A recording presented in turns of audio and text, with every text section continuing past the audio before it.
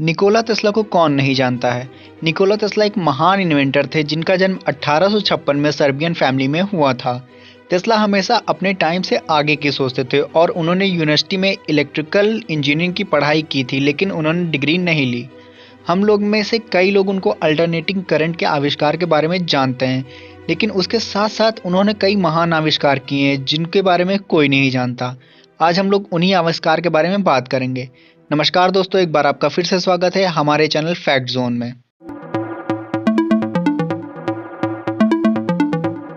Number 12, bladeless turbine. 1906 में 50 साल की उम्र में टेस्ला ने एक मॉडल बनाया जो कि एकदम अपने नाम जैसा ही है। इस टरबाइन में ब्लेड नहीं थी और तब यह 200 हॉर्स पावर की ऊर्जा उत्पन्न करती थी। इसके अंदर बहुत सारे स्मूथ प्लेट एक शाफ्ट के साथ बंधे हुए थे। इसके अंदर एक फ्लूइड डाला जाता था एक ओपनिंग के द्वारा जो कि प्लेट के ऊपर थी, और एक ही एग्जिट था जो कि सेंटर में था। और टरबाइन से निकलने से पहले वह एक थ्रस्ट बनाती थी जो कि डिस्क को रोटेट करती थी। यह टरबाइन बहुत जगह यूज हुई, लेकिन इसका कॉमर्शियल यूज कभी भी नहीं हुआ। Number 11, remote control boat. 1998 में एक एग्जीबिशन के दौरान टेस्ला ने एक रेडियो से कंट्रोल होने वाली वेसल सबको दिखाई जो कि पानी के ऊपर चल रही थी। उन्होंने ऐसा दिखाया कि वह वेसल आवाज से चल रही थी, लेकिन असल में वह उस वेसल को रेडियो फ्रीक्वेंसी द्वारा कंट्रोल कर रहे थे। जो लोग वहां पे मौजूद थे उनके लिए यह कोई जादू से कम नहीं था। Number 10, artificial tidal waves. Scientist और इन्वेंटर के तौर पे निकोला टेस्ला को लगता था कि साइंस एक बहुत बड़ा हथियार साबित हो सकती वॉर करने और उसको रोकने में। उन्होंने अपना बहुत सारा समय इन हथियारों को इन्वेंट करने में लगाया जो कि आज इस्तेमाल किए जा सकते हैं। टेस्ला ने आर्टिफिशियल टाइडल वेव्स पे भी काम किया था। उनका मानना था कि इसकी मदद से दुश्मन की नाव को आसानी से मार गिराया जा सकता है। टेस्ला ने कहा था कि नाव के नीचे एक्सप्लोजन करने से यह पॉसिबल होगा, और यह एक्सप्लोजन कम से कम 100 फीट ऊंचा होना चाहिए। इतनी बड़ी वेव से बड़े जहाज को भी डुबाया जा सकता है।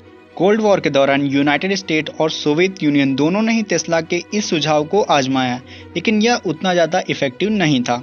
Number 9, Tesla's oscillator. सन 1993 में टेस्ला ने स्टीम पावर्ड जनरेटर बनाया था जो कि स्टीम इंजन को रिप्लेस कर सकता था। इसके अंदर स्टीम जाने से यह काम करता था और कई एग्जिट से यह स्टीम बाहर आती थी, और इस समय इंजन के अंदर इतनी तेज वाइब्रेशन होती थी कि इलेक्ट्रिसिटी बन जाती थी। लेकिन बाद में टेस्ला ने कहा कि इस मॉडल की वजह से न्यूयॉर्क में अर्थक्वेक आ गया था, और तब से यह टेस्लास अर्थक्वेक मशीन के नाम से फेमस हो गई, और यह इतना बड़ा था कि आप इसको अपनी पॉकेट में रख सकते थे। Number 8, Tesla's coil. 1890 और 1900 के बीच में टेस्ला ने बहुत सी कोशिशें की कि इलेक्ट्रिसिटी को वायरलेसली ट्रांसमिट किया जा सके किसी तरह, और ऐसा ही सिस्टम उन्होंने इन्वेंट कर दिखाया जो कि ये काम कर सकता था, जिसका नाम था टेस्ला कॉइल। टेस्ला कॉइल असल में एक इलेक्ट्रिकल लूप है जो हाई फ्रीक्वेंसी पे अल्टरनेटिंग करंट प्रोड्यूस करता है। इसमें प्राइमरी और सेकेंडरी कॉइल्स होती हैं और दोनों के पास कैपेसिटर्स होते हैं और दोनों के बीच में एयर गैप होता है। एक external power source primary coil में कनेक्ट किया जाता है, और उसके बाद खूब सारी एनर्जी की वजह से एयर रेजिस्टेंस दोनों के बीच से ब्रेक हो जाता है और इलेक्ट्रिसिटी सेकेंडरी कॉइल में ट्रांसफर हो जाती है। Number 7, magnifying transmitter. Magnifying transmitter actually Tesla coil का एक एडवांस्ड वर्जन है, जिसमें उन्होंने कहा था कि यह इलेक्ट्रिकल एनर्जी को लॉन्ग डिस्टेंस तक बिना किसी वायर के ट्रांसफर कर सकता है। और 1899 में टेस्ला ने टेरेस्ट्रियल स्टेशनरी वेव की डिस्कवरी की, जिसकी मदद से हम लोग अर्थ को एक कंडक्टर की तरह इस्तेमाल कर सकते हैं। टेस्ला ने रिपोर्ट किया था कि वह मैग्नीफाइंग ट्रांसमीटर की मदद से 1 किलोमीटर दूर रखा बल्ब जला सकते हैं। Number 6, Wardenclyffe tower. Magnifying transmitter की सफलता के बाद टेस्ला को इससे अच्छा कुछ बनाने का मन हुआ। 1901 में टेस्ला को $15 लाख मिले वार्डेनक्लिफ टावर को बनाने के लिए, जो कि बिजली को बिना किसी वायर की मदद से बहुत दूर तक ट्रांसफर कर सकता था। और इस समय गुलेल्मो मार्कोनी ने रेडियो ट्रांसमिशन में बहुत ज़्यादा महारत हासिल कर ली थी, और इनसे कम्पीट करने के लिए टेस्ला ने और फंड्स मांगे, लेकिन उनको और फंड्स देने से मना कर दिया गया। 1901 में आखिर में मार्कोनी ने ट्रांस अटलांटिक रेडियो ट्रांसमिशन बना दिया और टेस्ला हार गया, और वार्डेनक्लिफ टावर कभी बन ही नहीं पाया। Number 5, supersonic airship powered by ground based towers. हम लोग घर पे बैठे बैठे बहुत सी चीज़ें वायरलेसली मैनेज कर सकते हैं रिमोट से, जैसे कि ड्रोन्स और टेलीविज़न हो गई। लेकिन यही चीज़ अगर टेस्ला को करनी होती तो आज हम लोग एयरशिप्स तक रिमोट से चला रहे होते।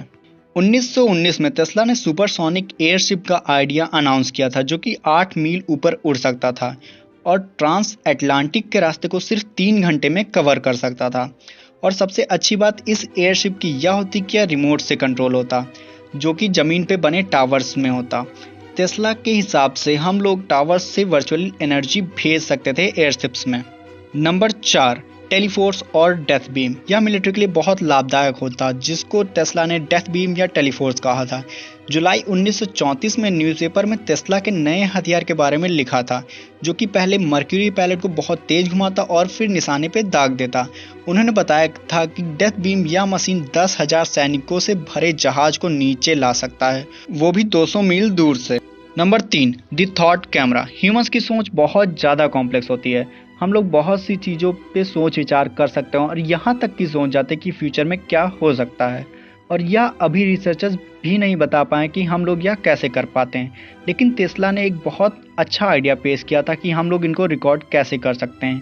टेस्ला ने रिपोर्टर्स को बताया कि हम लोग अपने दिमाग में बनने वाली इमेज को ह्यूमन रेटिना की रिफ्लेक्शन के जरिए फोटोग्राफ के रूप में निकाल सकते हैं। अगर यह सच होता तो हम लोग अपनी यादों को पिक्चर के रूप में निकाल सकते थे और किसी का भी दिमाग पढ़ा जा सकता था।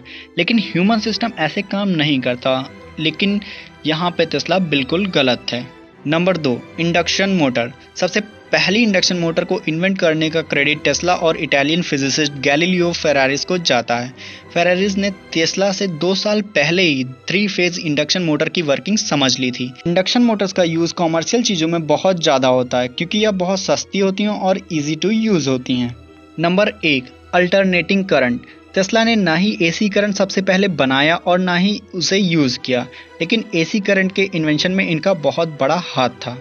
1832 में पिक्सी, जो कि एक फ्रेंच इंजीनियर थे, उन्होंने पहली बार डायनेमो इलेक्ट्रिक जनरेटर, जो कि फैराडे के प्रिंसिपल पे बेस्ड था, उसे बनाया। फिर डसनी ने पहली बार एसी का यूज़ इलेक्ट्रोथेरेपी में 1855 में किया, और फिर सेबेस्टियन फेरांटी, गैलीलियो फेरारिस और लुशियन गॉलार्ड की मदद से इसमें सुधार हुआ। टेस्ला का कंट्रीब्यूशन 1880 के आखिर में आया, जब उनकी इंडक्शन मोटर और एसी को मिलाकर थॉमस एडिसन के लो वोल्टेज डायरेक्ट करंट के अपोजिट पेश किया गया था। तो दोस्तों, इतना था आज की वीडियो के लिए। Hope you like the video और मिलते हैं आपसे अगली वीडियो में। Don't forget to like, share and subscribe the channel.